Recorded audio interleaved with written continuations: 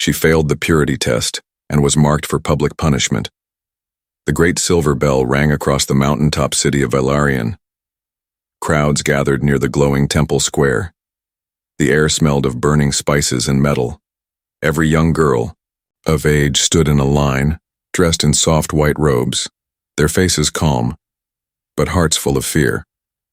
This was the day of the purity test, and among them stood Lyrian, 17, quiet and trembling. The purity test was an ancient Violari ritual. Each girl was tested for spiritual purity. No one really knew how it worked. Only the high elders understood the crystal device that read their soul alignment. If a girl passed, she received a silver mark on her forehead. She could marry, lead, or join the temple. If she failed, she was called stained, and she was punished. In public. Lyrian stepped forward when her name was called. Elder Meyer, tall and cold, held the crystal orb high. The temple guard stood behind him. "Place your hands on the sphere," he ordered. Lyrian swallowed hard and obeyed. The orb glowed blue for a moment, then flickered, then turned red. Gasps filled the square. Some women turned their faces, some men whispered. One child began to cry. Elder Mayer's voice echoed, "Unpure, stained." "She has failed the test." Lyrian's knees shook. "No," she whispered. "There must be a mistake." A guard stepped forward and grabbed her arm. She struggled. "I studied, I trained, I prayed." "You are marked," the elder snapped. "You will be punished by law." The people watched silently. No one spoke. No one helped her, except one man in the crowd, a human. He stepped forward, his face firm, voice loud. "Wait," he said. "What does the red light truly mean?" All eyes turned to him. Lyrian froze. She had seen him once before. Jace, the human scholar. He was a visitor, studying ancient Vailari customs, but now he was stepping where no outsider should. Elder Meyer narrowed his eyes. "This is not your place, human." Jace didn't move. "You call this justice? You shame a girl because a rock changed color? Does anyone even understand what this machine truly measures?" The elder's face turned red. "The test has served us for 1,000 years. Jace stepped closer. "Then show me how it works. Prove it." The square went quiet. The people didn't know what to say. No one had ever questioned the elders like this. Elder Mayer growled, "Take the human. Bind him." 2 guards grabbed Jace. He didn't fight. He only looked at Lyrian and nodded once. She stared at him in shock. No one had ever defended her like that. Not even her own family. That night, Lyrian was dragged into a stone cell beneath the temple. Her wrists were sore. Her robe was torn. She sat on the cold floor, trying not to cry. She had failed. But something inside her whispered, "You are not the one who should be ashamed." Far above, in another cell, Jace sat in chains. He smiled to himself, bruised but calm, because something about this test wasn't right, and he would find the truth, no matter the cost. He questioned the elders and risked his own life to stop them, the temple. Bells rang again the next morning, not to celebrate but to warn. A human had spoken during the purity trial. That alone was punishable by exile. But worse, he had questioned the test itself. Inside the temple's cold prison, Jace sat on a stone bench, chained at the wrists, thinking. He wasn't a warrior. He was a traveler, a historian. He came to Valerian to learn about alien culture, not to cause trouble. But when he saw what they did to Lyrian, something inside him snapped. A test that decided a girl's future with a glowing stone. No proof, no understanding, just shame. He couldn't stay silent. Above him, in the grand hall of elders, a meeting began. The High Elder Meyer slammed his hand on the table. "The human has no right to speak during a trial." Another elder whispered. But the crowd listened. Some even looked uncertain. "Then silence them all," Meyer said. "Make the girl's punishment public, and show the people what happens to those who interfere." But one voice, smaller and older, spoke softly. used this test for centuries, but never explained how it works. Perhaps it is time to review it. Elder Mayer glared. We do not question tradition. That is the beginning of collapse. Yet doubt had been planted, even among them. Back in the prison, the door opened. To Temple. Guards stepped inside, one pointed at Jace. You will stand trial. Jace stood, wrists chained. Good, he said. Then I can finally speak. The trial was held on the steps of judgment, where the mountain winds howled and banners snapped. Lyrian was brought forward too, her hands bound, her eyes heavy, with shame. She didn't expect to see him again. But when they stood side by side before the crowd and Jace gave her a quiet nod, something changed in her eyes. Hope. The High Elder stepped forward. You are charged with speaking against the sacred, test and interrupting temple law. How do you plead? Jace looked straight into the Elder's eyes. I plead guilty, and I would do it again. Gasps rippled through the crowd. Mayer raised a hand. Then prepare for exile. But before you punish me, Jace said, louder, ask yourselves this. Do you even know how the purity test works? Mayer's voice thundered. Enough. No, Jace said, louder. Not enough. If you're going to destroy someone's life based on a glowing orb, then you owe them an answer. The crowd was silent. One young girl in the front whispered, He's right. Another woman near her nodded. My daughter failed last year. I still don't know why. Whispers spread like wind through dry grass. Mayer saw the doubt. His power was shaking. Jace turned to the crystal device. I studied thousands of alien tools. That orb wasn't built here. It's older than this city. Maybe older than your people. He looked at the crowd. What if the test isn't reading purity? But something else? Lyrian looked at him, lips parted. Like what? She asked, softly. Blood, Jace said. Memory, thought, maybe even heritage. He turned to the elders. You say Lyrian is impure? But what if she's something more? What if her blood carries truth your orb can't explain? The guard stepped forward. Mayer shouted, Remove him! But now the crowd moved too. They stood in the way. Let him speak, someone yelled. He's not the only one with questions. Lyrian looked around, stunned, for the first time in her life. They weren't mocking her. They were listening. And the human had done that. He had risked his life not just to save her, but to speak a truth no one else dared to say.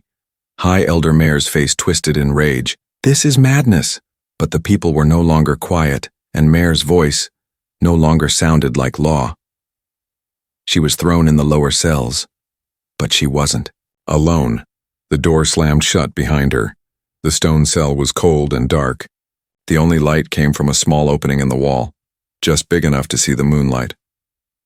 Lyrian sat on the floor, arms wrapped around her knees. Her white robe was torn. Her wrists still carried the red mark from the purity trial. She was no longer a citizen, no longer pure, just a girl waiting for punishment. She had been silent during the trial, shocked by what she had heard. The human, Jace, had spoken more for her than anyone else in her life ever had. And now, they had both been thrown underground. She looked around. The walls were cracked. The ceiling dripped. The floor was rough with old dust, and then a sound, a voice, not loud but near. Is that you? She froze, then stepped toward the wall. Yes, she said softly. Lyrian. There was a pause, then a soft reply. It's me. Jace. They were locked in cells beside each other. Thin cracks between the walls let their voices pass. Lyrian placed her hand against the stone. So they put you here too? They didn't like my questions, he said. They never like questions, she whispered. For a while they said nothing. The silence wasn't empty. It was heavy. Then Jace asked gently, Are you okay? Lyrian smiled bitterly. No, but I've been worse. Jace sat in his own cell. back against the wall, chains, still around his wrists. I studied 1,000 belief systems. This is the first one where no one understands their own test. Lyrian replied, "We're told not to ask, only to obey." He was quiet for a moment, then asked, "Do you want to know why it turned red?" Lyrian closed her eyes. "I don't know anymore. I don't know who I am, if I'm even one of them." Jace leaned closer to the wall. "What if you're more?" That word stayed with her. More. She had always felt different. Not bad. Just apart. She could run faster. Hear farther. And sometimes, she saw colors others didn't. She had asked her mother once, but her mother grew pale and said, "Never speak of it again." Now she wondered, had they been hiding something from her all along? Jace whispered, "I've seen old maps, old star charts. This world wasn't always Vylari alone." Lyrian asked, "You think I'm part something else?" He replied, "I think the test doesn't show failure, it shows difference. And your people call it impurity because they're afraid of what they can't explain." She let out a shaky breath. "I thought I was broken." "No," Jace said. "You were never broken." They sat like that for a long time, back to back, separated by stone, but not alone. In the morning, the guards returned. They opened Lyrian's cell first. "Your punishment begins at dusk," one growled. She didn't cry. She stood tall and whispered, "Through the crack in the wall, they will see who I really am." Jace replied, "And I'll be right behind you." The steps echoed as she was led away, but something had changed, not in the stone, not in the law, but inside her, because now, she had a voice and someone who believed in it. The truth about the purity test and her hidden bloodline. Lyrian sat quietly in the stone chamber where they had taken her after the trial. This time no chains, no shouting, just silence. She had been moved, not for mercy, but for study. 3 elders watched her from across the room, silent, cold. In the center stood the High Elder's assistant, a younger priest named Ven, holding a strange, ancient tablet. "This belongs to the temple's oldest records," he said. "Before the purity. Test was made law." Lyrian didn't answer. She didn't trust them, but she listened. Ven placed the tablet on the stone table and pressed a symbol. A hologram blinked to life. Lines of code. Old Vylari mixed with something else. Human script. Jace had been right. The orb they used for testing? It wasn't made by the Vylari. It was Earth technology. Lyrian's hands trembled. "Why would our people use a human device for our most sacred test?" Ven didn't answer, but she already knew, because long ago, humans and Vylari had shared something, a history, a bond, and maybe even blood. Jace, still locked in the prison below, heard a door open above.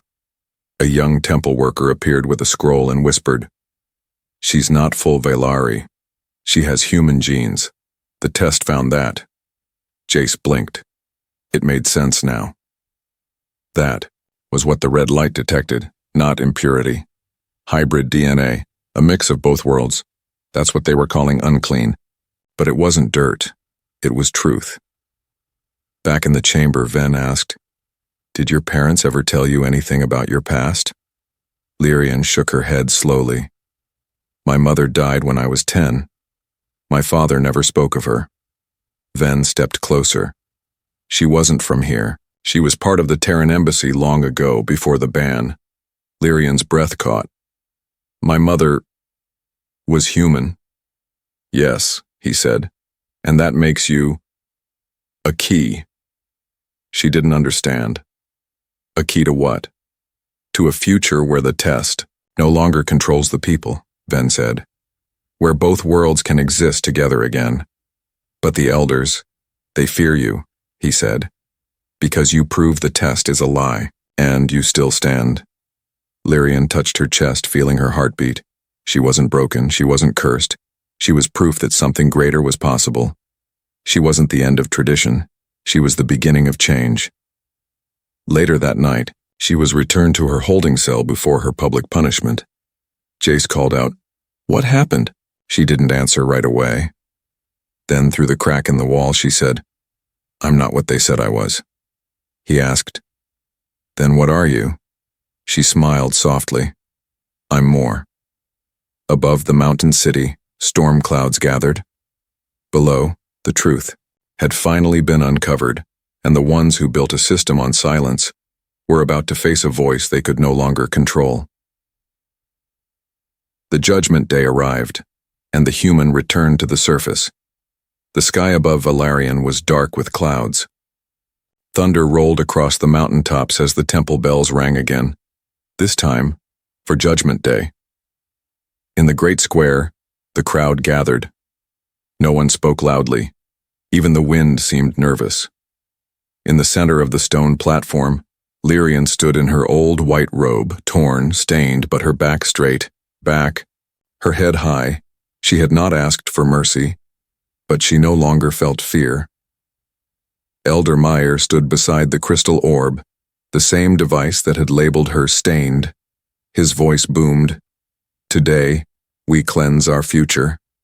We show all Vailari that tradition must be obeyed." Guards moved to either side of Lyrian. One held a blade of light, the other a marking rod. The punishment was about to begin.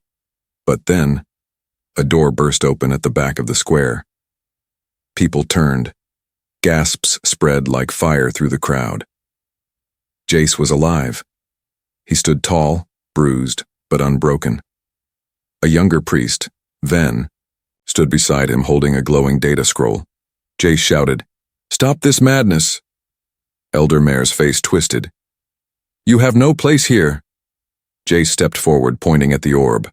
"Then explain this, a test made from Earth technology. Used to shame your own children," the crowd murmured. Ven lifted the scroll. "This is proof," he said. "The test detects mixed blood, not impurity. Lyrian didn't fail. She only revealed the truth." Elder Mayor shouted, "Lies!" But the crowd didn't echo him. They had seen enough. One woman shouted, "My daughter failed too. Was she part human?" Another said, "My niece never came back from her trial." Voices rose. The guards hesitated. Even the elders looked at one another, unsure.